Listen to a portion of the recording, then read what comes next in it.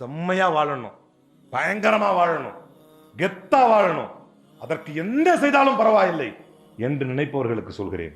ரசூல் ஸல்லல்லாஹு அலைஹி வஸல்லம் ஒரு பரணையில் மேலே படுத்திருக்கிறார். உமர் ரலியல்லாஹு அன்ஹு அவர்கள் வந்து சொன்னார்கள். ரசூலுல்லாஹ் பார்க்க அனுமதி கேட்டு மேலே வர்றாங்க. ரசூல் ஸல்லல்லாஹு அலைஹி வஸல்லம் அந்த பாயிலேருந்து எந்திரிக்கிறாங்க. எந்திரிச்ச உடனே இந்த விழாப்புறத்துல எல்லாம் அந்த பாயோடைய அச்சம், பாய் படுத்திருப்பாங்க இல்லையா, அது முகத்தில் வந்து அந்த பேரித்தம்பளை நாரை வைத்து நுழைத்து ஒரு தலகாணியில் அப்படியே படுத்து அந்த முகத்தில் அந்த அச்சம், அந்த வேர்வை அப்படியே சொட்டுது. அதை பார்த்தோன்னே அல்லாஹ்வுடைய தூதரின் மீது அளப்பரிய காதல் கொண்ட தோழர்களின் முதன்மை தோழர் உமர் எல்லாரும் சின்னதாக மனசு கவலையாயிருச்சு, கொஞ்சம் கலங்கிட்டாங்க. நீங்கள் எவ்வளோ பெரிய தலைவர், உங்கள் கண் அசைவிற்கும் உங்களுடைய வாய் அசைவிற்கும் லட்சம் பேர் உயிரை கொடுக்க காத்திருக்கும் தலைவர் நீங்கள்.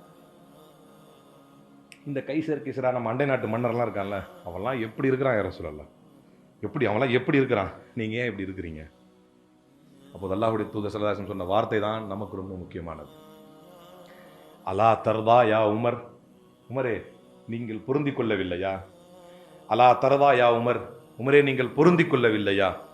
லஹுமா அத்துன்யா வலனல் ஆஹிரா, நீங்கள் சொல்லும் அந்த இருவருக்கும் இந்த உலகம்தான் இலக்கு என்றால், நீங்கள் சொல்லும் அந்த இருவருக்கும் இந்த உலகம்தான் இலக்கு என்றால், நமக்கு அந்த மறுமைதான் இலக்கு என்பதை நீர் பொருந்திக் கொள்ளவில்லையா? இந்த உலகில் நான் எப்படி வாழ்ந்தால் என்ன? கொடுக்கிறத வாங்கி வாழ்ந்துக்கிறேன், கிடைக்கிறது நமக்கு கிடைக்க வேண்டிய காசை கேட்டு வாங்கிக்கலாம், நமக்கு வர வேண்டிய ஹக்கை கேட்டு பெற்றுக் கொள்ளலாம், போட வேண்டிய உழைப்பை போட்டுக் கொள்ளலாம்.